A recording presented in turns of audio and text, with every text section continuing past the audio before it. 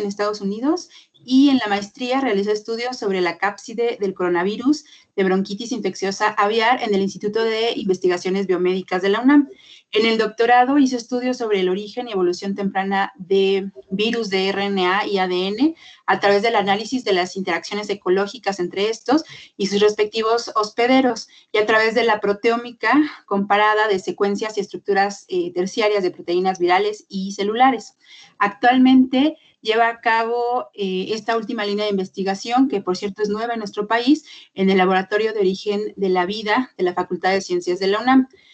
Y gracias a este proyecto, el doctor Campillo también ha participado como conferencista en congresos nacionales de virología y en internacionales como la Gordon Research Conference de Origen de la Vida en Galveston, Texas, y el Astrobiology Graduate Student Conference, apoyado por el Instituto de Astrobiología de la NASA en Atlanta, Georgia, y en la Escuela Superior Franco-Mexicana sobre el Origen y Evolución de la Vida en París, Francia. Pues adelante con la plática. Muchísimas gracias por estar aquí.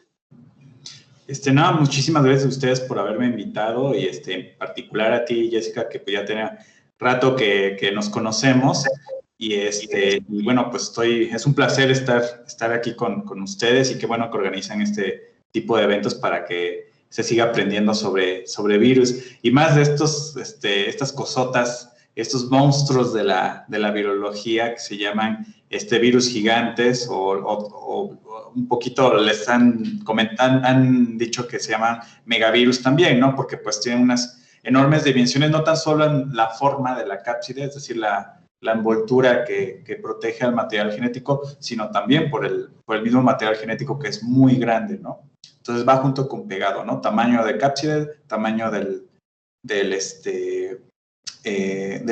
material genético. Pues les voy a compartir, no sé si tengo chance. A ver, creo que no me da. A ver, ustedes me dicen si ya se ve. ¿Jessica, sí se ve? Sí, ya se ve. Ah, perfecto. Entonces, a nosotros ahí en el Laboratorio de Origen de la Vida nos interesa, bueno, a mí en lo particular, cuando yo empecé a hacer el doctorado,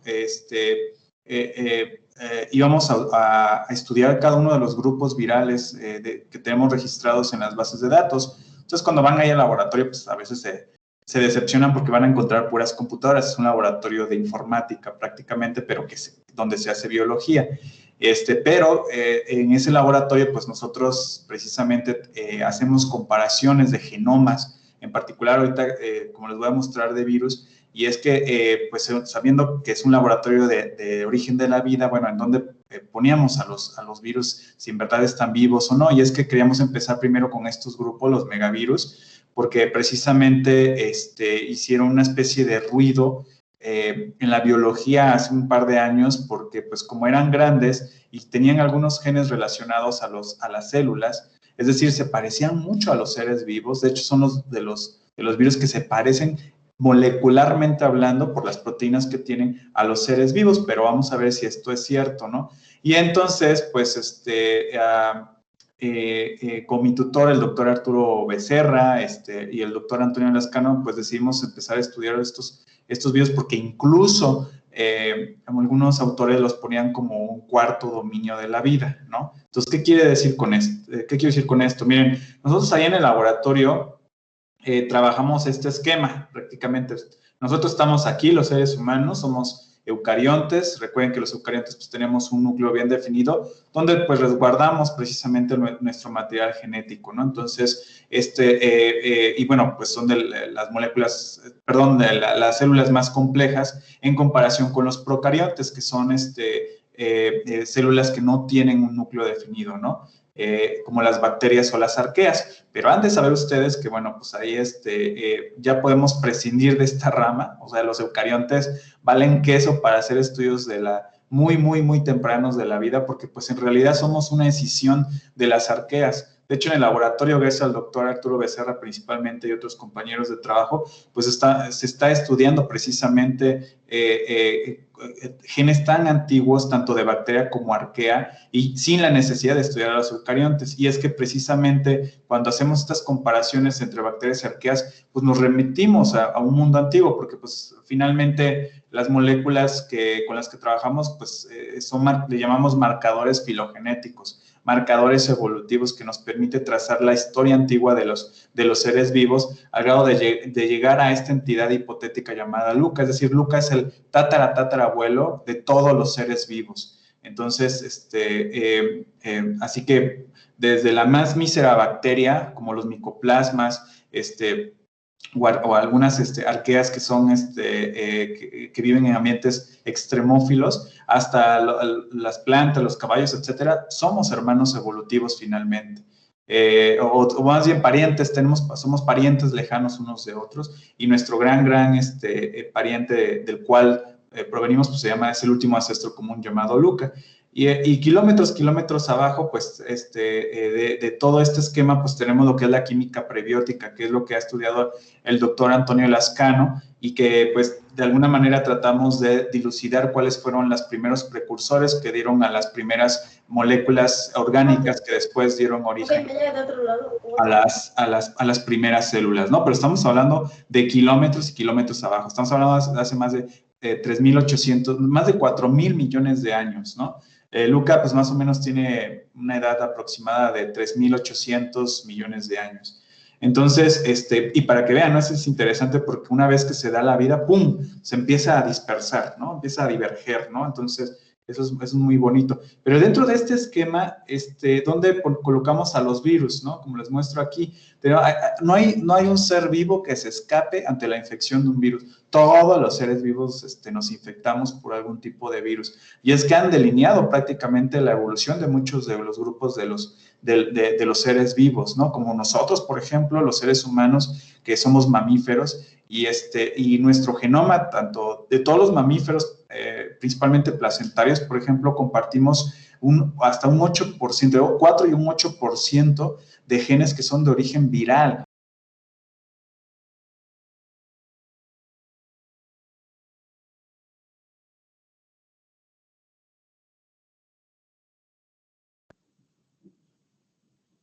Te dejamos de oír.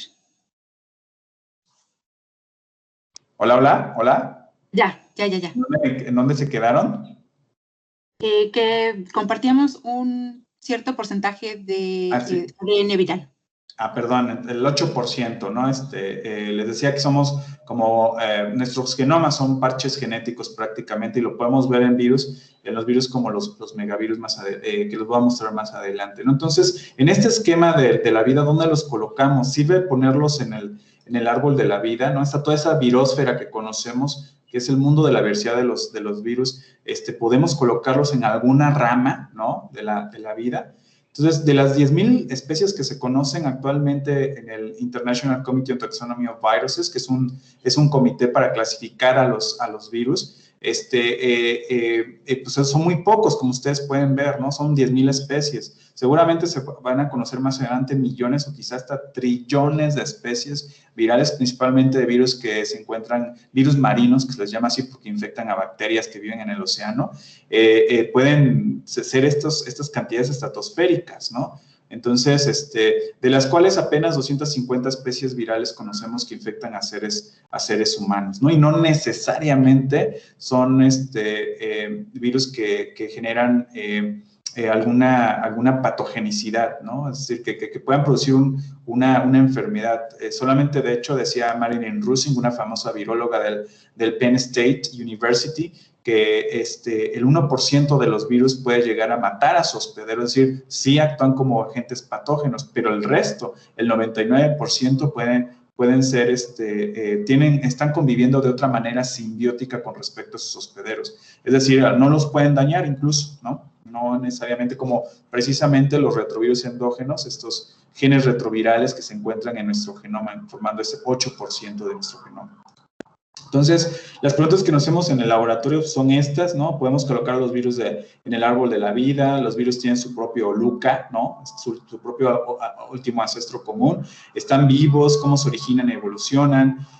Algunas componentes tan importantes como pueden ser las RNAs polimerasas, estas proteínas encargadas de la replicación de los virus, si se podrían utilizar precisamente como marcadores filogenéticos, como lo hacemos con LUCA con respecto a sus genes ribosomales o proteínas ribosomales que se conservan muy bien en el tiempo. Y gracias a estas proteínas, les repito, son como fósiles moleculares que nos ayudan a dilucidar el entramado evolutivo de los seres vivos y queremos ver si también algunos marcadores filogenéticos como puede ser la RNA polimerasa sirven para precisamente determinar la historia evolutiva de los virus, ¿no? Entonces ver a los virus desde esta perspectiva evolutiva más que biomédica, ¿no? Nos interesa más en el contexto ecológico, cómo se dan estos virus. Entonces, hay tres hipótesis sobre su origen, ¿no? Aquí les voy a mostrar algunas imágenes que apenas hicimos, porque vamos a hacer se nos encargó hacer un capítulo de un libro sobre el SARS, en donde precisamente queremos ver al SARS-CoV-2 desde esta perspectiva evolutiva, ¿no? Entonces, y estas imágenes van a pertenecer a ese capítulo. Aquí les estoy mostrando la primera hipótesis, una de las 5 hipótesis más que ahorita abundan para explicar cómo se originan y cómo evolucionan de manera temprana los virus.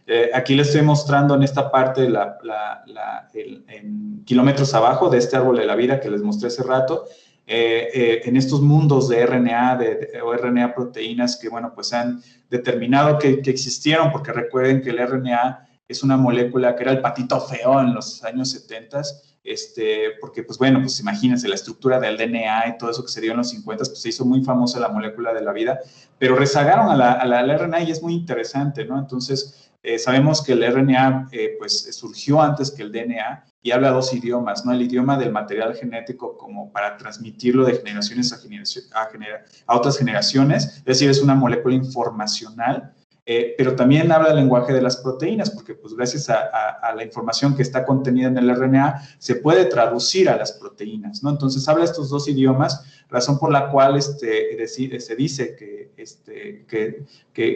surgió antes que el DNA, ¿no? Entonces esa es la razón por la cual actualmente como ya se tienen, se pueden secuenciar virus de RNA principalmente, porque pues, recuerden que pues, los virus de RNA son más pequeños que los de DNA de doble cadena. Entonces se dice que pues, como son virus muy pequeñitos, seguramente se encuentran en estos mundos, ¿no? del RNA proteínas y que surgieron primero, es decir, antes que las células, por eso se llama hipótesis virocéntrica, es decir, el virus es el centro de nuestra historia de la vida en la Tierra, ¿no? Porque surgieron antes que las células.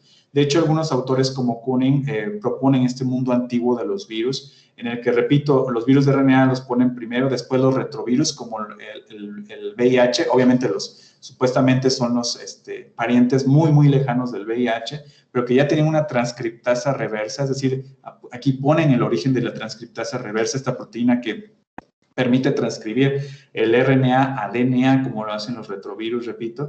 Y finalmente pasamos después a un mundo de DNA, RNA, proteínas, en donde ya surgieron los virus de DNA de doble cadena y de una sola cadena, para después dar origen ya a las primeras células, ¿no? Y de ahí, pues, surge lo que es la vida, ¿no? Esa es la hipótesis virocéntrica. La otra hipótesis es, se llama hipótesis de escape, cuando ya surgió la vida, y aquí en la sombra, como ustedes pueden ver, están los virus infectando a cada uno de los dominios bacteria que hay eucaria, ¿no? Entonces, que son genomas, los virus son genomas escapados de sus propios hospederos, es decir, los virus que infectan a bacterias, vienen de bacterias, virus que infectan arqueas vienen de ahí, y virus que infectan eucariontes, pues vienen de plantas, de animales, de protistas, etcétera, ¿no? Entonces, esa se llama hipótesis del escape. Y hay otra hipótesis que se llama la hipótesis reductiva. Esta hipótesis, ustedes pueden ver aquí la sombrita donde supuestamente se originaron estos virus, ya había células, ya había vida, y es a partir de aquí en donde surgen precisamente los ancestros celulares de los virus, ¿no? Es decir, algunos autores mencionan que precisamente algunas células fueron perdiendo genes, fueron reduciendo su genoma, de ahí el nombre de hipótesis reductiva, fueron reduciendo su genoma y hasta convertirse en las entidades infecciosas que actualmente conocemos, ¿no? Entonces, de hecho, pues ellos mencionan, los que proponen esta hipótesis reductiva, que actualmente está en pie todavía esta hipótesis. Dicen, bueno, pues el ejemplo que se nos viene a la mente pues, son las riquecias, ¿no? O las clamidias, que son bacterias que necesitan estar dentro de otra célula, ¿no? Para poder sobrevivir, ya que esta célula hospedera, pues ya les provee de algunas rutas metabólicas que ellas perdieron, porque pues tanto micoplasma como rickettsia carecen de algunas rutas metabólicas, principalmente en la síntesis de algunos aminoácidos. Entonces, dice, ahí está, esa es la evidencia por la cual decimos que en realidad los virus tenían ancestro celular. A tal grado se llega a esta hipótesis que precisamente dicen que en el caso de los megavirus que tienen algunos genes, como vamos a ver más adelante, que están relacionados con la síntesis de proteínas, y recuerden que los virus pues no sintetizan proteínas, no tienen ribosomas, esta estructura gigantesca, esta mega complejo molecular que pues es una fábrica de proteínas, pues no la tienen los virus. Entonces los virus necesitan de una célula fuerza, ¿no? Para poder replicarse utilizando esta estructura llamada ribosoma, pero hay algunos genes que precisamente intervienen en el proceso de síntesis en los megavirus, ¿no? Entonces por eso es la razón por la cual ellos proponen un cuarto dominio de la vida, ¿no? Estas hipótesis que les acabo de hablar ya vienen, no surgieron apenas, ¿no? No se propusieron apenas, ya desde los 20s, 30s, ya se habían propuesto porque pues ya se sabían de los virus, obviamente no de los megavirus o de virus de RNA, pero como ya se tenían bien estudiados en aquel entonces, pues ya pues son los virus, pues son entidades muy pequeñitas, ¿no? Entonces seguramente ellos mencionaban, pues debieron, son relictos de una historia temprana de la vida, ¿no? Entonces, estas hipótesis ya son antiguas, pero son antiguas propuestas, pero actualmente, gracias a la secuenciación de genomas, pues algunas todavía se mantienen presentes, ¿no? Entonces, les decía que los megavirus están propuestos como el cuarto dominio de la vida, por eso nuestro interés en estudiarlos en el laboratorio de origen de la vida, y es que este filum pues, precisamente es notable por el tamaño tan grande que tienen, ¿no? Miren, por ejemplo, aquí les presento uno de los virus gigantes que se llama pitovirus. Pitos viene del griego ánfora, entonces tiene una forma como de ánfora, y fíjense el tamaño tan enorme que se parece al de unas bacterias que apenas pueden llegar a medir 2 micrómetros, ¿no? Entonces, estas se pueden ver prácticamente incluso en un microscopio óptico. Acá hay otro megavirus, ahí todo despeinado, estas son proteínas, los que parecen pelitos son proteínas, pero vean que hasta tienen formas geométricas, ¿no? Como un icosaedro. Entonces, todo este grupo se caracteriza, repito, por su tamaño, ¿no? Vean, en comparación con otros virus, como los bacteriófagos que infectan a bacterias, ¿no? El VIH, el Zika o los parvovirus, pues son unos monstruos estos, ¿no? Entonces, aquí abajo les presento los tamaños que se miden en nanómetros, o sea, la 1.000.000.000ª parte de un metro, pues así de chiquitos son los virus, ¿no? Pero estos sí son unos monstruos, ¿no? Que pueden llegar hasta 1.5 micrómetros, ¿no? De tamaño.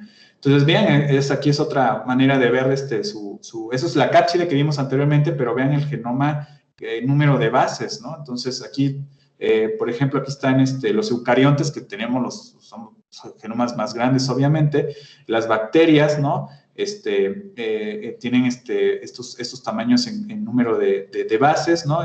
Las arqueas también son también de genomas grandes en comparación, por supuesto, con los virus.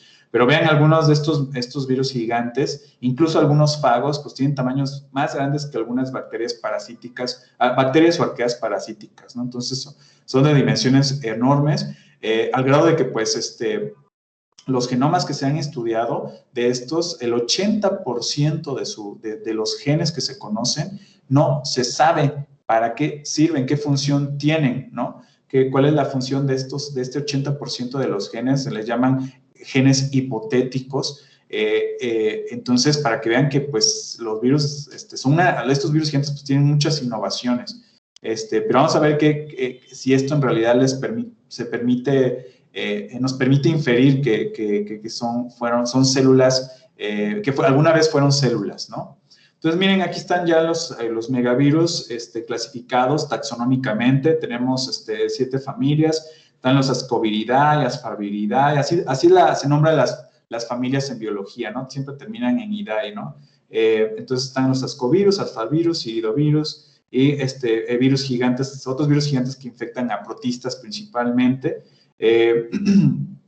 Ustedes pueden ver que también están los poxvirus, que son grandes, en donde encontramos algunos que infectan a seres humanos, como los ortopoxvirus, que entre ellos está el virus de la vaccinia o el virus de la viruela, ¿no? Que ya la erradicamos en 1977 totalmente, pero también tienen genomas muy grandes, muy grandes. Entonces, aquí abajo les presento algunos de los hospederos. Solamente infectan a invertebrados, que están aquí en amarillo. Invertebrados, recuerden, como los artrópodos, los insectos, ¿no? Todos los que ven puntitos amarillos son invertebrados.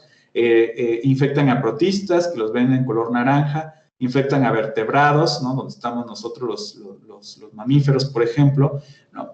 Pero, si se fijan, no hay megavirus que infectan a hongos, no hay megavirus que infectan a arqueas, no hay virus que infectan a bacterias, ¿no? Hay algunos que no están clasificados, es decir, que pertenezcan a una familia, como los pandoravirus, que son de los virus más grandes de todos los virus, que pueden llegar a tener hasta 2.500 kilopares de bases, más de 2.000 proteínas, ¿no? Imagínense, son unos monstruos estos, los pandoravirus. Uno de ellos, el Salinos, se encontró en el mar de Chile. Entonces, pues esto es básicamente la manera en que se ha clasificado. Recuerden que las clasificaciones son subjetivas, pero se basan en su historia evolutiva actualmente. Entonces, a los biólogos nos gusta estar clasificando las cosas. Entonces, es una manera de poner orden, ¿no? Y funciona, ¿no? De esta manera nos podemos... la comunidad científica de biólogos, pues nos podemos, y virólogos en particular, pues ya cuando decimos poxvirus o la familia Coronaviridae, etcétera, pues ya sabemos de qué estamos hablando, ¿no? Las características que presentan estos es que pues son de DNA, son de doble cadena, que está en inglés double stranded. El DNA está de manera lineal o también se puede encontrar en forma circular y ronda entre los 130 y 200.500 kilopares de bases. Todos son envueltos, es decir, tienen una capa de lipoproteínas y con un montón que les permite tener un montón de formas. O sea, vieron ahí un virus psicocédrico, pero en la realidad la mayoría son como amorfos, como vamos a ver más adelante. Su sitio de replicación es en el núcleo o en el citoplasma, de ahí viene su nombre, digamos, científico, ¿no? Su nombre oficial, ¿no? Que son los nucleocitovirocota. Es decir, repito, porque son virus que algunos de ellos, su ciclo de replicación se encuentra en el núcleo o también está el citoplasma, ¿no? Entonces, en realidad son los nucleocitovirocota, ¿no? Pero pues, no le quise poner ese título a mi charla porque si no se iba a ver muy raro, ¿no? Ya no iba a ser muy atractiva, muy atractivo el título. Y bueno, filogenéticamente, es decir, estudios evolutivos, ha dicho que los iridovirus y ascovirus forman un grupo filogenético, o sea, son hermanitos evolutivos, los irido y los asco. Hay otros que proponen que precisamente estos pueden estar formando se agrupan con los pitovirus o los marsellivirus, o que los ficognavirus y pandoravirus forman un grupo con los mimi, que le han denominado P2, o sea, por ficognavirus y pandoravirus. Que los poxvirus forman esta rama basal de este árbol de los megavirus, o que incluso los ponen en los asfarvirus que infectan a insectos, que es un grupo hermano, o quizás con los P2, ¿no? Con Fico y Pandora. Pues ustedes pueden ver aquí, se pueden dar cuenta que todavía hay problemas para poder determinar su historia evolutiva, que eso es precisamente el por qué estamos ahí nosotros como Laboratorio de Origen de la Vida, para ver si podemos entrar ahí a esta discusión. Entonces hay algunos autores de hecho proponen que la diversificación de estos megavirus se dio antes del origen de los eucariontes modernos, ¿no? Que es un estudio del 2019 apenas, y que más o menos hemos llegado también a esas conclusiones en nuestros estudios. Tenemos ahí un artículo que eso precisamente es lo que les quiero presentar en mi charla, ¿no? Entonces, aquí les estoy mostrando los diferentes megavirus, están las familias, Iridovidae, que le llaman así porque pues viene de arcoíris, ¿no? De Irido, la diosa griega, ¿no? Porque pues cuando infectan a un insecto, ese es su hospedero, a veces los virus se ven de manera, los insectos cuando están infectados se ven con tonalidades iridescentes, ¿no? De ahí viene el nombre, ¿no? Los ascovirus, pero como que forman un asco, ¿no? Un saco, ask en griego, forman un saco. Cuando infectan a las células parecen un saquito, pero está lleno de estos ascovirus, ¿no? Entonces, eso es muy interesante. Y de hecho, los insectos que también infectan estos coronavirus, pueden tener una hemolinfa muy viscosa, blanquecina, ¿no? Entonces, pobrecitos, para que vean que también los insectos les da gripa, ¿no? Los poxvirus, ustedes saben, ya les dije hace rato, ¿no? Hasta el virus de la viruela, y vean cómo es su cápside. Tiene esta forma medio cuadrada, ¿no? Son muy, muy grandes. Entonces, para tener un material genético grande, pues necesitas una cápside también grande, ¿no? Que es característica de todos los megavirus, ¿no? Le estoy poniendo el tamaño en nanómetros, pero también el tamaño del genoma, ¿no? En kilobases, ¿no? Entonces, precisamente en pocas palabras, entre más grande tengas tu material genético, más grande es la cápside, ¿no? Asfarvirus, que infectan a mamíferos como los cerdos, particularmente conocemos muy poco de ellos. De hecho, son los únicos virus de DNA de doble cadena que usan vectores como los ácaros, ¿no? Ficonavirus infecta a algas en particular. Y de hecho, es muy interesante porque cuando ustedes si han visto fotografías de la Tierra, hay veces que ven con muchas tonalidades, así entre verde y azul, y es que hay una gran cantidad de algas que están ahí y que cada una de ellas puede ser infectada por ficonavirus. Entonces, puede regular las poblaciones de alga a nivel mundial. Entonces, de hecho, se están utilizando actualmente para evitar que la marea roja, la famosa marea roja que contiene tóxicos, pues se utilicen estos ficonavirus, ¿no? Y los Marseilliviridae, bueno, pues ahí viene su nombre, ¿no? Porque fueron descubiertos en Marsella, Francia, y también son de los virus más grandes de todos los megavirus. Entonces, tienen estas formas también icosaédricas, ¿no?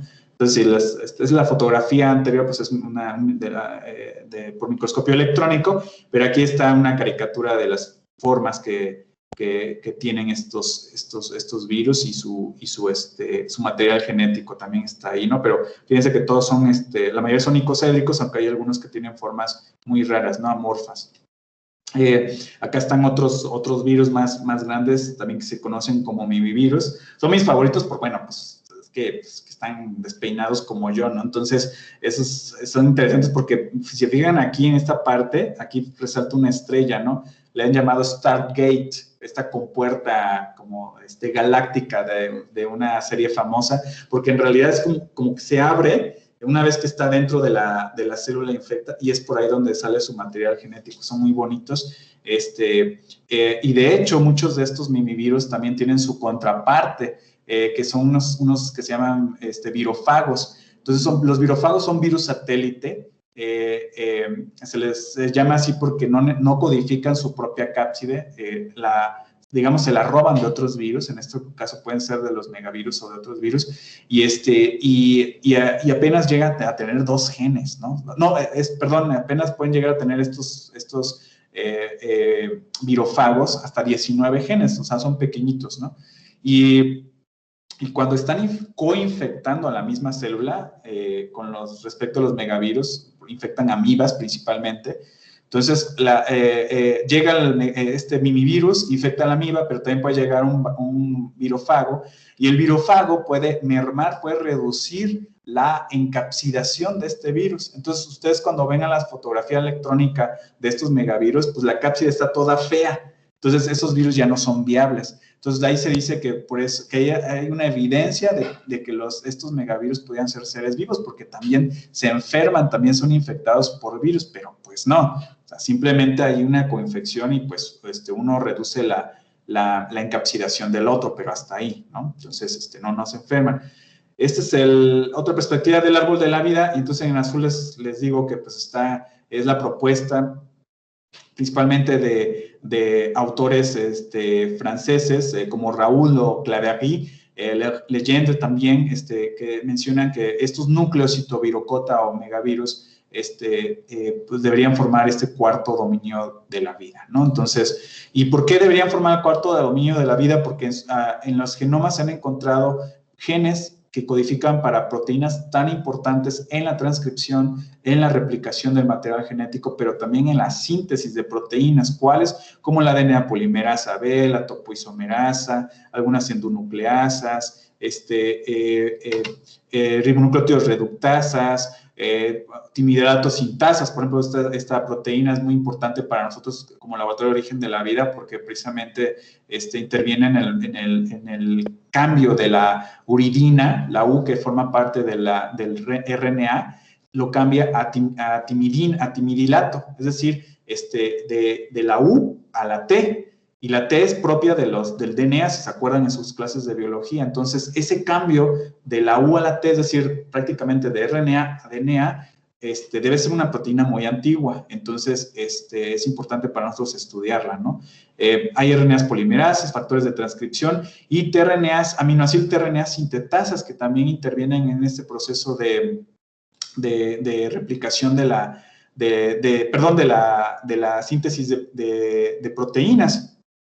Entonces, y estas tRNAs sintetasas, pues, repito, son importantes precisamente porque son enzimas que se unen propiamente a los aminoácidos. Entonces, de esta manera hay un fenómeno de esterificación, una reacción de esterificación y pega los aminoácidos al tRNA, al RNA de transferencia. Entonces, el RNA de transferencia ya lleva cargando prácticamente ese bloque, y es importante porque lo vamos a retomar más adelante, ya cargando este bloque de aminoácido y se lo lleva al ribosoma, ¿no? En donde finalmente se va a ver ahí la polimerización de estos aminoácidos, ¿no? Entonces, fíjense, o sea, hay tRNA sintetasas, ¿no? También, entonces, que son muy, muy de las células, ¿no? En total hay 47 proteínas de estos nucleocitovirocota, de estos megavirus, que se encuentran en el core, en el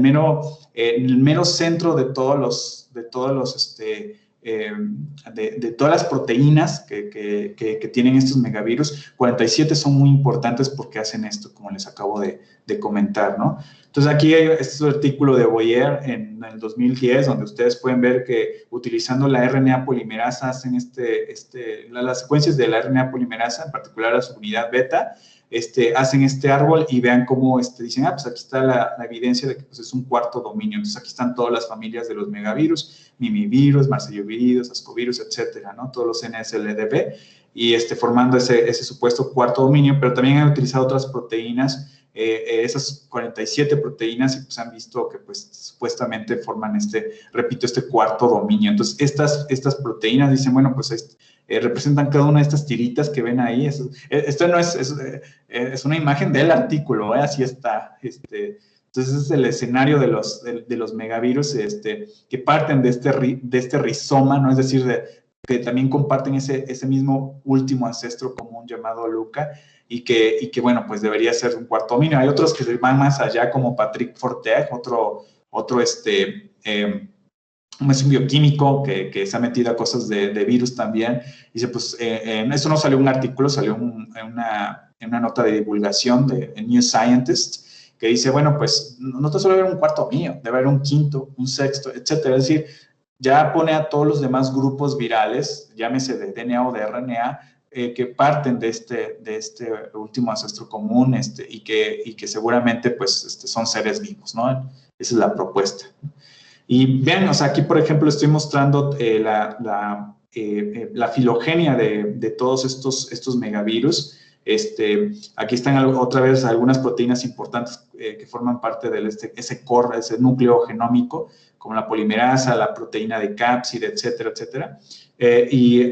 Todas estas proteínas se han utilizado en la actualidad, estamos hablando del 2018, para poder hacer árboles concatenados, es decir, con las secuencias de estas proteínas yo puedo con un programa en particular juntar todos esos árboles evolutivos y sacar como un árbol promedio, y esto es lo que les da, ¿no? Aquí lo están viendo. Aquí de este lado izquierdo ven ese árbol, los colores están representando a los hospederos, ¿no? En rojo están los virus que infectan a protistas, ¿no? En verde están virus que infectan a las algas, o sea, los ficocnavirus principalmente, y en azul virus que infectan a metazoarios, ¿no? Es decir, a los animales o otros, o hongos o plantas. Entonces, y ya están todas las familias, ¿no? Ahora sí que están cada ramita representa un virus, un megavirus, ¿no? Y están agrupados obviamente en las familias, que lo ven aquí en la mitad, la imagen, y al mismo tiempo están mostrando el tamaño de los genomas, ¿no? Entonces, vean, de los que más resaltan, pues son estos que están acá, que son virus que se parecen mucho a los Pitoviridae, ¿no? Y esas son de los genomas más grandes, ¿no? Y así sucesivamente son los tamaños, ¿no?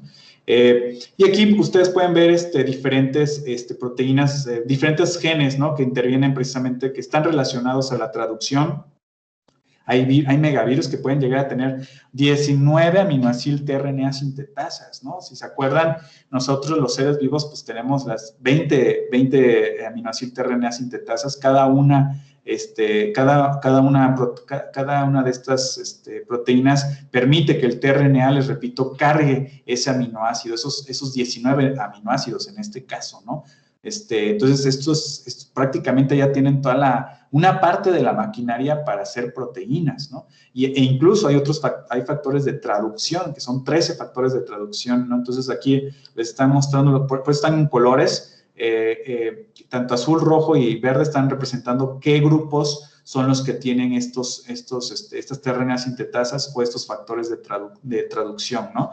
Pero si fijan, la mayoría pues pertenecen a estos grupos que se clasifican dentro de los Mimiviridae, y son de los más grandes, ¿no? Incluso estos, ¿no? Todos son virus muy, muy, muy grandes, ¿no? Por ejemplo, en Poxvirus apenas hay algunos puntos que ustedes pueden ver, o Asparvirus, pero esto no lo van a ver en otros virus, de RNA o de DNA de doble cadena, ¿no? Y acá, en el 2017 también encontraron un nuevo virus que sea gigante, se han encontrado últimamente, se llaman closneovirus, y ustedes pueden ver que de hecho es el único megavirus que tiene las 19 aminoacil tRNA sintetasas, pero también pueden tener otras adquisiciones, como pueden ser factores de transcripción, que aquí está marcado con TF, o factores modificadores de la transcripción, marcado aquí como TM, y se fijan, acá están todas las 19 aminoacil tRNA sintetasas, está una que pues carga la cisteína, es un aminoácido, otra que carga la isoleucina, y así sucesivamente, ¿no? Entonces, y ya los colores pues marcan su presencia o su ausencia, y si estos pertenecen a un clado monofilético, ¿no? Entonces los que están en azul permiten que estos estudios evolutivos clasifiquen a estos virus como si fueran, parten de un solo ancestro común, ¿no? Como ustedes pueden ver aquí en este árbol, que en particular es una tRNA sintetasa que carga a la isoleucina, que tiene la isoleucina, y vean acá cómo los agrupa. Lo que ven ahí en azul pues son virus, ¿no? El resto son seres vivos. Pero vean acá cómo se hace una clasificación, un grupo monofilético, es decir, es una familia, digamos, que forma una especie de clado, le decimos así en los biólogos evolutivos, forma un clado porque se parecen entre sí, ¿no? Es decir, todos estos son genes de tRNA sintetasa que carga la isoleucina, que están emparentados, ¿no? Y se fijan, ya está el resto, ¿no? Y por eso hay monofilia, pero también se dice que hay adquisiciones independientes, como la tRNA sintetasa que utiliza a la tirosina, ¿no? A este aminoácido, pero vean que se encuentran en diferentes partes, están marcados aquí en rojo los virus, y el resto está en los seres vivos. Entonces lo encuentran en varias partes y aquí en una sola parte, ¿no? Formando un clado monofilético, pero acá entonces esto indica que tienen orígenes independientes, al menos este gen, ¿no? Entonces, nosotros quisimos ahí en el laboratorio precisamente abordar este tema. Tenemos 3 estrategias para abordarlo, para estudiar a todos los virus, a todos los grupos de virus. Y uno de ellos es precisamente adquirir toda la información biológica posible, toda la información ecológica de los virus, tanto de RNA como de DNA, a partir de estas bases de datos, entre otras. Aquí puede haber más. Como el GenBank del NCBI, el Viral Zone, que es una página que se las recomiendo muchísimo, el ICTV, para clasificar a los virus, o el Protein Data Bank, que resguarda a estructuras terciarias de las proteínas. Entonces, sacar toda la información ecológica y biológica posible, y al mismo tiempo también las secuencias y las estructuras terciarias de las proteínas que nos permiten precisamente, nos van a ayudar a inferir la historia evolutiva de los diferentes grupos de virus, ¿no? Entonces hacemos filogenias, es decir, árboles, esos arbolitos que vieron ahí, pero estaban basados en secuencias de las proteínas, o sea, en las puras letras de los aminoácidos, ¿no? Pero también podemos utilizar estructuras terciarias de las proteínas para poder hacer estos estudios evolutivos, ¿no? ¿Por qué? Porque la estructura terciaria de la proteína, digamos, la evolución es más lenta que la pura secuencia. Entonces, si nosotros comparamos las puras secuencias, van a ver que la divergencia es muchísimo más alta que si las comparamos con las estructuras terciarias, que físicamente las proteínas conservan muy bien la forma. Porque si cambiara demasiado, a lo mejor podrías dañar el sitio catalítico de una de ellas, por ejemplo, ¿no? Entonces, nosotros en este primer paso para estudiar a los megavirus usamos las filogenias basadas en secuencias, pero esperamos más adelante, por ahí hay 2 estudiantes que están presentes, que son estudiantes de medicina, Jerónimo y Pablo, que próximamente van a trabajar conmigo y que pues vamos a estudiar precisamente las estructuras terciarias también de las proteínas de estos megavirus. Pero mientras, pues aquí lo que les voy a mostrar son las puras secuencias de las proteínas. De hecho, aquí les estoy mostrando el proteoma de todos los megavirus. Recuerden, el proteoma es el conjunto de proteínas de una entidad biológica. Acá están todas las familias en la parte izquierda marcadas en blanco y clasificadas de acuerdo al tamaño de los proteomas, ¿sí? Del más pequeñito, como son los iridovirus, hasta el más grande, como puede ser el pandoravirus. Entonces, aquí ustedes pueden ver igual otra vez las formas de las cápsides, pero también los hospederos y cómo está el material genético, si está de manera lineal o circular, ¿no? Entonces, los más pequeños pueden llegar a infectar a insectos, pero también a peces o a anfibios, ¿no? Pero los más grandes, se fijan, solamente infectan a protistas, como pueden ser algas o como también pueden ser las amibas en particular. Eso es muy interesante, ¿no? Entonces, se conocen, nosotros estudiamos 6 familias de los megavirus, y en total tuvimos 64 proteomas para estudiar, que esto equivale a más de 18,000 proteínas para hacer este análisis. Esos análisis los hicimos con toda esta metodología. Nosotros, recuerden, somos bioinformáticos, entonces nuestro material de estudio es precisamente las secuencias, y nosotros las bajamos, las descargamos literalmente de las bases de datos, como puede ser la de GenBank en este caso. Los bajamos en un formato FASTA, que es como si yo les dijera que pues bajen sus artículos en formato PDF, es lo mismo así, ¿no? Descargamos en formato FASTA o en formato GBK, y de esta manera pues tenemos las puras secuencias y podemos hacer estos análisis para poder buscar homólogos, es decir, secuencias que tienen una gran similitud entre sí, y lo hacemos con algunos programas como puede ser el Hammer, y de bases de datos como puede ser el PFAM, que es una base de datos que resguarda a secuencias a familias de proteínas, ¿no? Entonces, a través de otros programas como el Coq Triangles, nosotros hicimos esta búsqueda de homólogos y al mismo tiempo las fuimos agrupando, clusterizando, es decir, aquellas que se parecían, pónganlas en una carpeta, ¿no? Y de esta manera vas formando grupos, ¿no? de proteínas que están altamente emparentadas, al grado de tener diferentes grupos, como pueden ser proteínas core, que vimos hace rato, es decir, aquellas proteínas que se parecen entre sí, que son altamente, que son homólogas, perdón, es decir, tienen una alta similitud. aquellas proteínas que forman una cubierta, es decir, proteínas que se encuentran, vean esto como si fuera una cebolla. En el mero centro encuentran a las proteínas que se conservan muy bien a través del tiempo, como puede ser la RNA polimerasa, por ejemplo, y luego un poquito te va saliendo de ese centro de la cebolla y esas proteínas forman la cubierta, es decir, proteínas que más o menos se parecen entre sí entre otras familias de los virus, y luego en la periferia de esa cebolla pues se encuentran ya algo que se llama proteínas de la nube, que ya son proteínas que solamente se encuentran a lo mejor en un solo proteoma viral, ¿no? Y no se encuentra en el resto, ¿no? De los otros genomas. Eso se llama estudio pangenómico, ¿no? Que vamos a ver más adelante, ¿no? Y ya también se puede estimar el tamaño del núcleo, la cubierta, es decir, qué tan grande o pequeño es el centro de esa cebolla, por ejemplo. Se hacen matrices de distancia, que llamamos matrices pangenómicas, para después hacer un análisis estadístico, ¿no?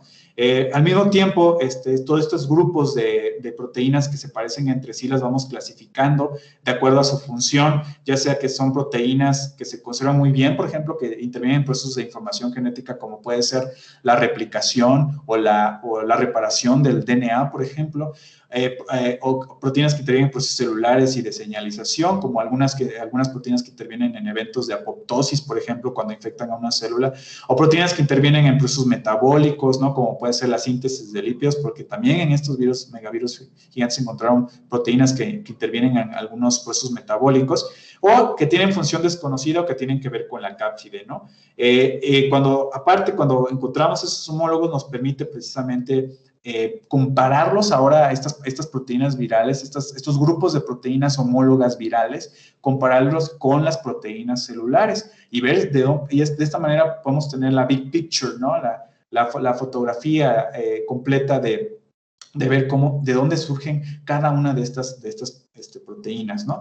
Le decía que es un estudio pangenómico, ¿no? Es decir, es conocer todo el repertorio genético de un grupo de entidades biológicas como pueden ser los megavirus.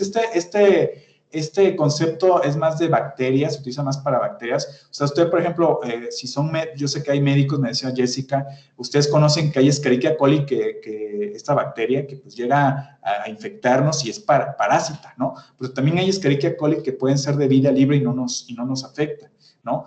Pero sigue siendo la misma especie, Escherichia coli. Entonces, en la que es parásita, seguramente hay genes que le permiten ser parásita. Y esos genes no se encuentran en la Escherichia coli, que pues es de vida libre. Entonces, al conjunto de estos genes, tanto de Escherichia coli buena y Escherichia coli mala, por decirlo de alguna manera, es conocer todo el pangenoma, ¿no? Este concepto lo quise aplicar junto con mi tutor Arturo Becerra a esta idea de analizar a los megavirus, ¿no? Ver precisamente esta cebolla que ven acá, ver estas proteínas que se encuentran en el mero centro, que las comparten las mismas distintas familias de los megavirus y que se conservan muy bien, pues forman el core, o hay proteínas que se encuentran en la cubierta o que son, que se encuentran en la cubierta y que son proteínas más o menos dispensables, ¿no? O proteínas que se encuentran afuera de esa cebolla, ¿no? En la periferia de la cebolla, que son proteínas únicas o proteínas huérfanas, esos famosos orphan genes, ¿no? Orphan genes, ¿no? Y juntos, la suma de las proteínas del core, las proteínas indispensables, las proteínas únicas, o de otra manera llamada core, cubierta y nube, ¿no? La suma de estos tres grupos forman lo que es el pangenoma, ¿no? Entonces, aquí está en inglés, ¿no? Así se manejan. Core, shell o cloud, ¿no? Para que no se pierdan. Porque así lo voy a presentar, ¿no? Como core, shell y cloud. Ven aquí esta es la clusterización de estos genomas. Aquí están viendo las proteínas core. Aquí es un ejemplo de la familia Iridoviridae, en el cual yo tenía 4 proteomas. Aquí están marcados abajo. Son el número de proteomas, y acá es el número de proteínas core que se fueron encontrando. Cada vez que, por ejemplo, aquí ven cómo baja la curva, ¿no? Entonces, este fenómeno es simplemente para estimar el número de genes conservados de la familia viral, es decir, el core, y el número de genes compartidos encontrado en la adición secuencial de cada nuevo genoma viral y que es extrapolado por el ajuste de una función de decaimiento, como lo pueden ustedes ver aquí, ¿no? Entonces, cada vez que yo le voy metiendo información de cada uno de los genomas, a los 2 genomas, vean cómo va bajando ya el número de proteínas core. Si le meto 4 genomas, pues baja mucho más, ¿no? Es decir, estoy obteniendo, hagan de cuenta que estoy exprimiendo todos los proteomas, o genomas también, ¿no? Para sacar solamente esas proteínas de la cebolla. Entonces, pues entre más genomas yo le voy poniendo, pues más se va haciendo pequeñito ese core, ¿no? Al grado de tener, pues ya, aquí fueron como 10 proteínas core cuando yo utilizo los 4 genomas, ¿no? Sin embargo, también puedo tener el shell y el cloud, ¿no? Que eso también ustedes ven aquí por el ajuste de la función, ¿no? Que aquí está representado, estas proteínas core y shell, pues obviamente pues, se van para arriba, ¿no? En comparación con las del core. Entonces aquí estoy encontrando en pocas palabras aquellas proteínas que más o menos se parecen entre sí, entre las distintas proteínas, ¿no? A lo mejor aquí, por ejemplo, están proteínas que intervienen para poder evitar que un poxvirus sea reconocido por nuestro sistema inmunitario, por ejemplo, ¿no? Pero aquí voy a encontrar en el core proteínas que son tan importantes para el virus que permiten la replicación del virus, ¿no? Entonces, esa es la gran diferencia. Y así están las cebollas, ¿no? Entonces, de cada familia sí les extrajimos. Lo que está en rojo son las proteínas core.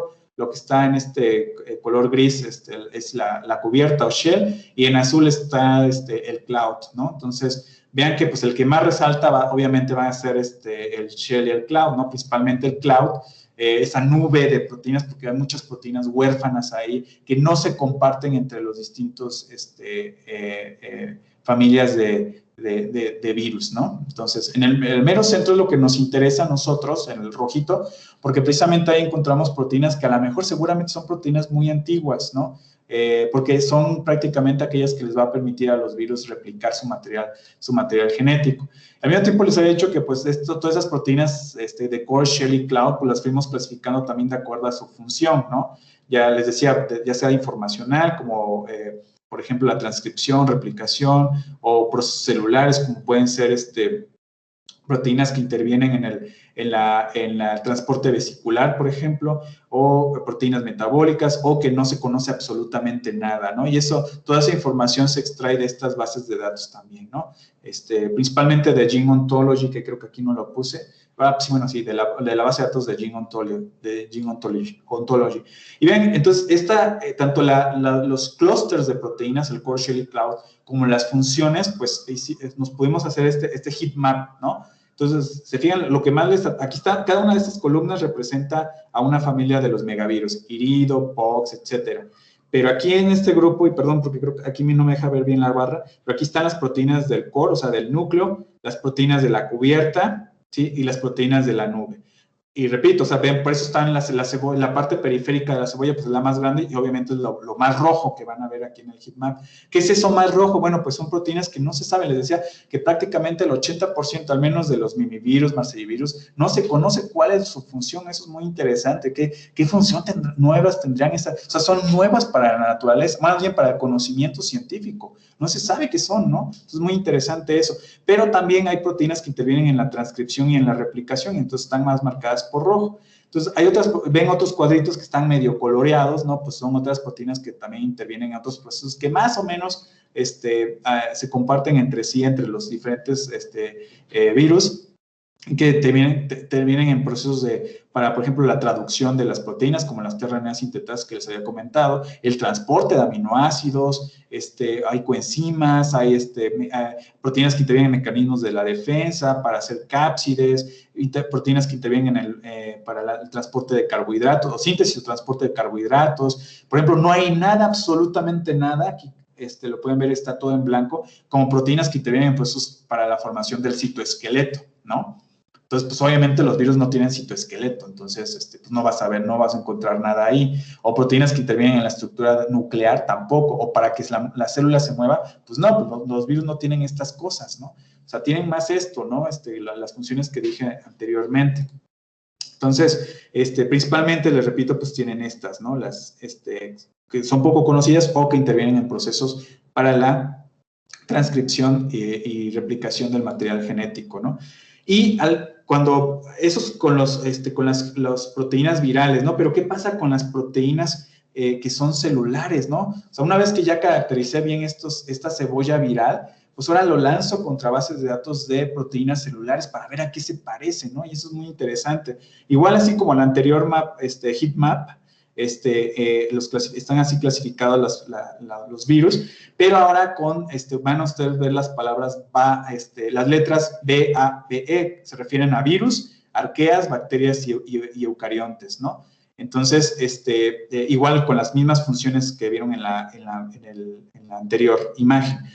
Y lo que más llama la atención, pues obviamente es lo más verde, ¿no? En este caso, porque se fijan, está en la fila de los virus, en cada uno. Es decir, estas son proteínas de los mimivirus, de los marseillivirus, de los ficonavirus, etcétera, que no se parecen a nada con respecto a sus homólogos celulares. O sea, son muy, muy de virus hasta ahorita, entre comillas, ¿no? Muy, muy de virus, que no lo encuentras en las células. Y el resto, lo que ven más o menos en verdecito, son proteínas homólogas de células, ¿no? Entonces, quiere decir que también encuentran su parte homóloga en sus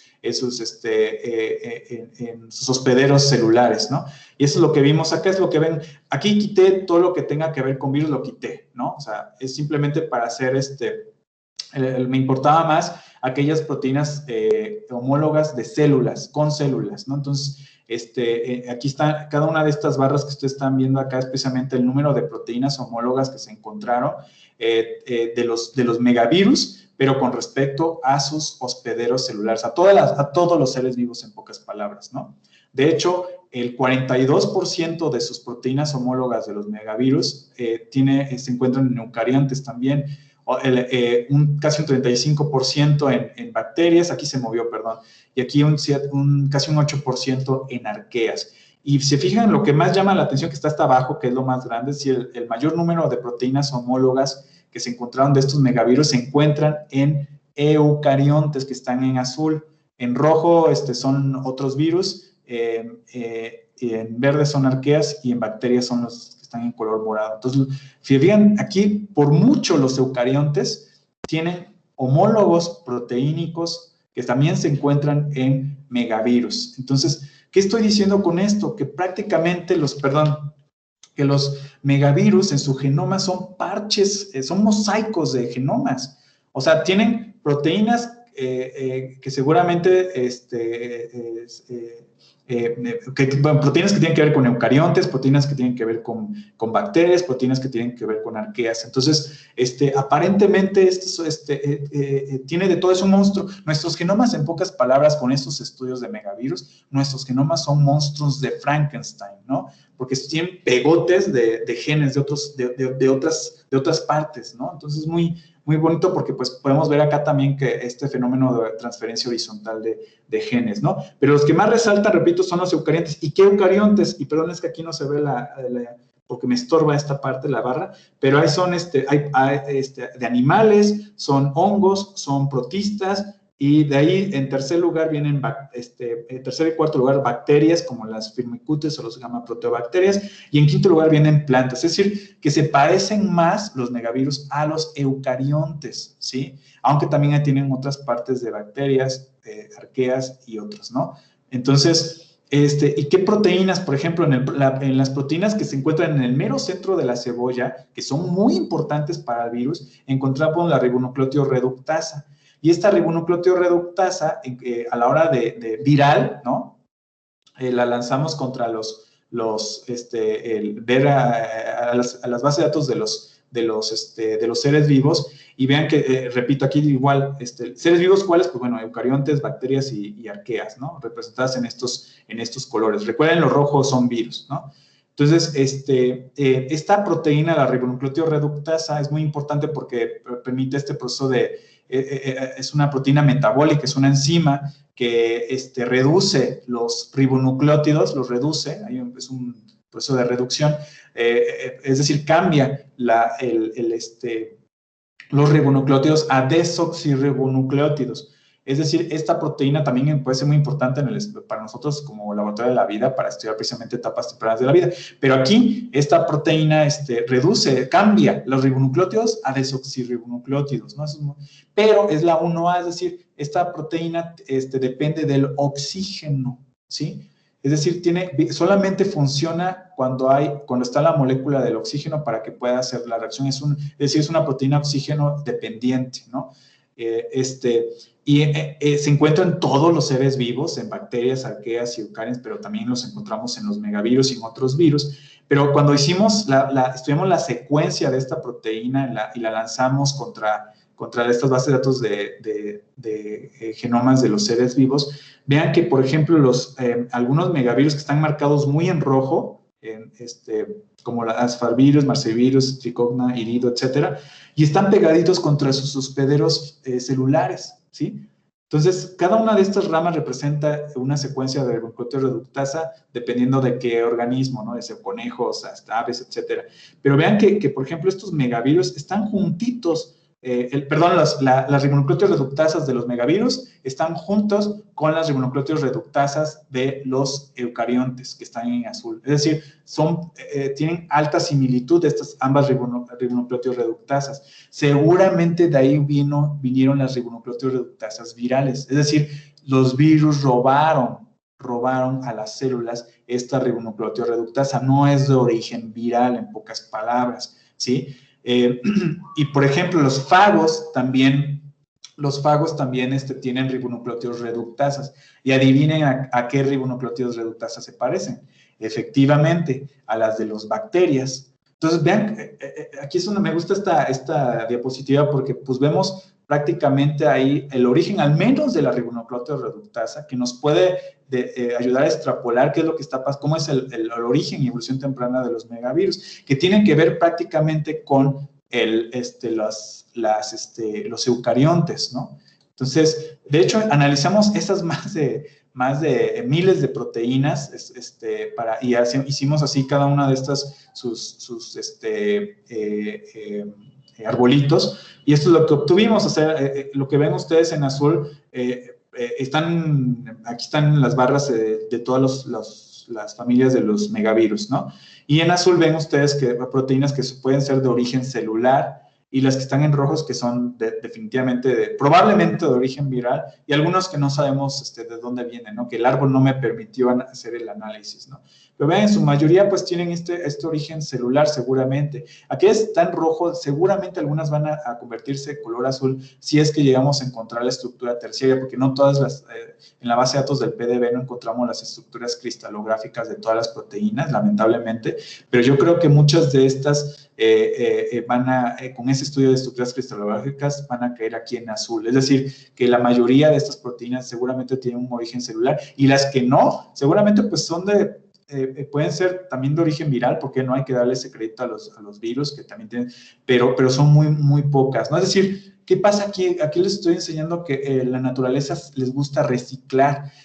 No voy a inventar un nuevo dominio de una proteína, pues si ya está. Entonces, lo que hacen los virus es precisamente utilizar esos genes, brincan esos genes, de genomas de sus hospederos, y reutilizan ese gen para ver pues, para qué me sirve, ¿no? Como virus, ¿no? Entonces, es muy bonito trabajar con eso.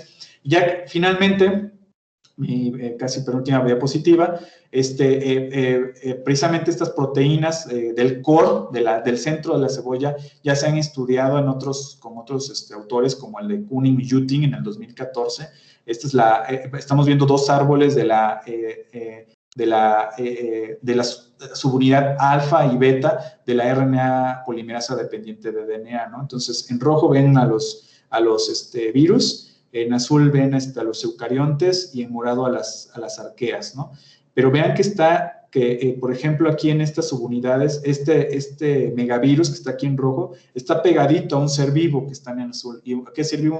Un protista, es un eucarionte, ¿no?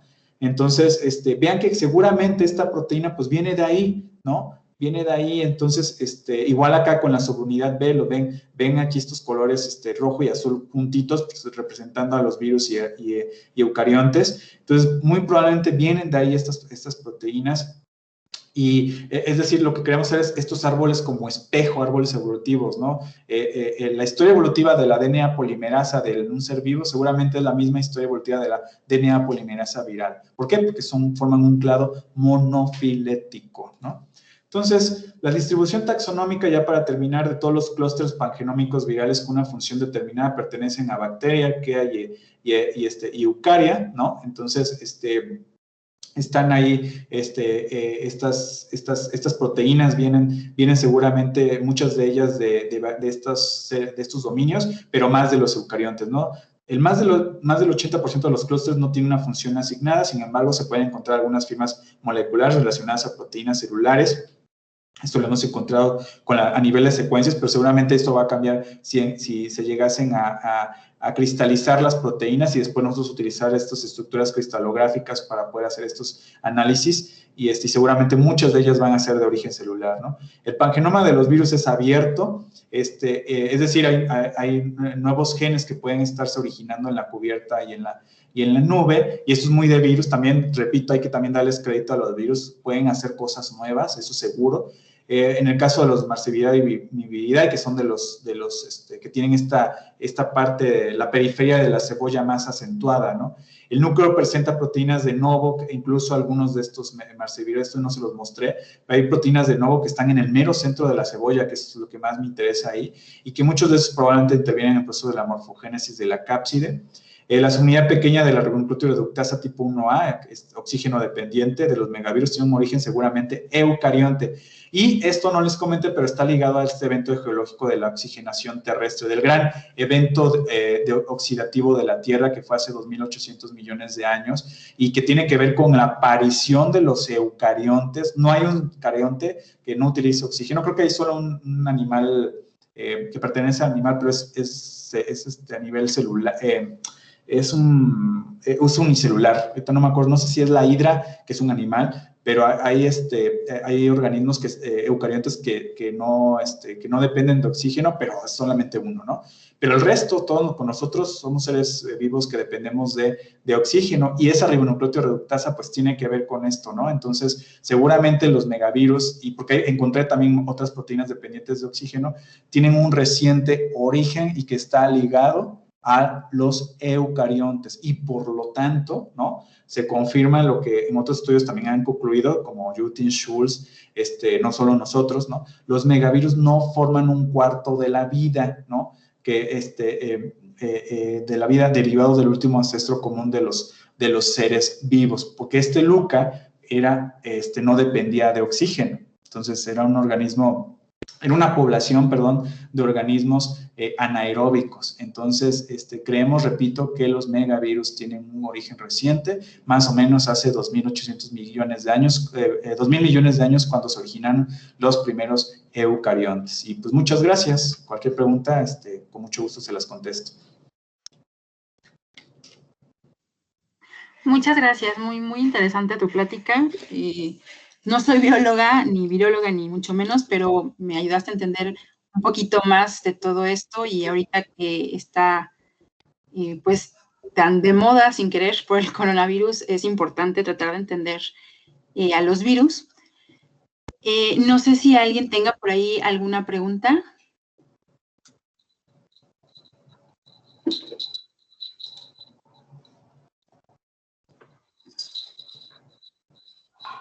Yo tengo una pregunta. Sí, adelante. ¿Por qué los virus, los Ascoviridae y los Mimiviridae no tienen proteínas de la cubierta?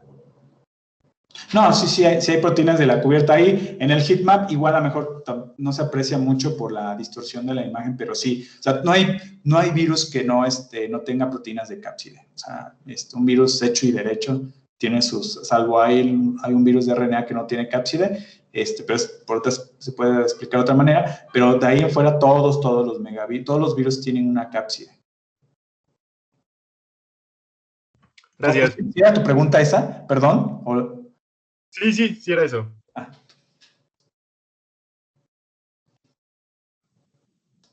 Ok, creo que Ricardo tiene una pregunta. ¿Puedes prender tu micrófono y hacer tu pregunta, por favor? Hola, buenas noches. Muy interesante esta plática. Cuando ingresé a la licenciatura, escuché de una noticia justamente un fitovirus, que es de los virus gigantes, descubierto en el permafrost en Siberia, que tenía Ujú, alrededor de unos 30.000 años de antigüedad. Y ujú. esto se daba porque está ahorita el cambio climático, se está derritiendo mucha parte de lo que era permafrost. Y bueno, yo tengo una pregunta así como del estilo en el que podemos preocuparnos sobre este tipo de virus o no tomarlos como una amenaza, Es porque a lo mejor al hospedero que infectaban ya también está extinto o por dónde va esa idea. es una excelente pregunta. A mí siempre me gusta contestarla diciendo que por eso hay que ver a los virus en este contexto ecológico.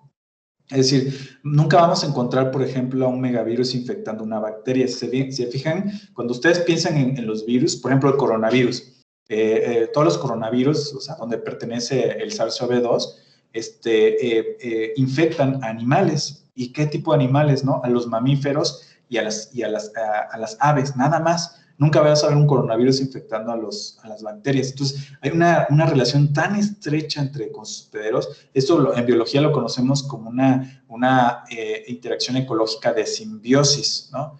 Esta idea de que en la naturaleza pues encontramos a todos los seres vivos conviviendo, ¿no? En buena onda con otros seres vivos, pero también en mala onda como pueden ser los parásitos. Razón por la cual a los virus, una pequeña categoría, les decía en un principio, pues sí, pertenecen a virus patógenos, pero al resto pueden estar conviviendo en simbiosis, ¿no? En particular, los megavirus no infectan a los seres humanos directamente, infectan a las amibas, que luego a veces tenemos nosotros, y siempre lo veo como una muñeca de estas rusas, ¿no? Una matryoshka, porque pues los mimivirus, por ejemplo, pues digamos, no se enferman, pero bueno, pues tienen estas cápsides medio raras cuando está presente en los virofagos, ¿no? Entonces está el virofago, luego el mimivirus, y al mismo tiempo el mimivirus puede infectar a las amibas, y luego las amibas también, algunas de ellas pueden infectarnos a nosotros, ¿no? Entonces es una matrioshka. Pero se han encontrado solamente algunos anticuerpos en seres humanos. Esto pasó en Francia, porque hay la técnica, un laboratorio que trabajaba con megavirus, pues bueno, pues al estar en contacto ahí con el material viral, pues puede haberse medio infectado, y digo entre comillas medio infectado porque seguramente no infectó ninguna célula, pero sí estuvo ahí en el torrente sanguíneo y eso dio pie a que nuestro sistema inmunológico pues se defienda, y razón por la cual encontraron anticuerpos, pero no creo que haya infectado alguna de sus células, ¿no? No se han encontrado hasta ahorita megavirus que puedan ocasionar enfermedades en seres humanos. Son principalmente, los más grandes, principalmente infectan a las amibas, ¿no? Muchas gracias. Ok, gracias. Tenemos otra pregunta del doctor Jerónimo. Hola, buenas tardes. Tengo una pregunta en relación a lo que mencionaste al principio. Me pareció oír que decías que este grupo de virus se habían como caracterizado, como que se originaron antes que los eucariotas. Y lo que tú nos estás presentando, pues sugiere que pues, se asocian su origen a los eucariotas. No sé qué implicaciones ves tú en relación a esto. O quizás me equivoqué a lo que hay al principio. No, sí, lo comentaste muy bien, precisamente forman ese cuarto dominio y que pues, como tal, pues pudieron haber estado, se habrían desprendido, digamos de esta manera, del famoso último ancestro común o Luca, y es decir que son virus muy antiguos, lo cual no tan solo, repito, nosotros, nuestro grupo, sino otros que también han llegado a la misma conclusión, y que pues tienen un origen mucho más reciente, ¿no? Y al menos proteínas como la ribonucleótido reductasa o algunas otras como proteínas que como las oxidasas, por ejemplo, que también tienen los virus, y hay otras proteínas que son dependientes del oxígeno, te pueden dar ahí una pequeña luz de cómo pudo haber sido su origen. Y obviamente también algunas otras proteínas que no son metabólicas, sino más bien que intervienen en procesos informacionales, como la DNA polimerasa, que ellos utilizan la DNA polimerasa B. ¿Y en dónde encontramos la DNA polimerasa B? Pues precisamente en eucariontes, ¿no? Entonces, además, por ejemplo, las tRNA sintetasas, por ejemplo, que también se parecen a nuestras tRNA sintetasas. Cuando digo nuestras, es a los eucariontes, ¿no? Todas ellas pues, son ATP dependientes, es decir, requieren de energía para poder hacer estos procesos, ¿no? Entonces, los virus no generan ATP, por ejemplo, ningún megavirus, o sea, no tienen las proteínas para hacer más bien las rutas metabólicas para poder hacer eso. Entonces, pues seguramente todo el equipo proteínico que tienen los megavirus, la mayoría de pues viene su origen es eucarionte, ¿no? Entonces, por eso repito, la conclusión es que los megavirus tienen un origen reciente ligado al origen y desarrollo de los eucariontes. Bueno, muchas gracias. De nada. Pues bueno, muchas gracias. Ya nos pasamos un poquito de tiempo. No sé si alguien más tenga por ahí otra preguntita. ¿No? Bueno, pues muchas gracias, doctor Campillo, por la plática tan interesante.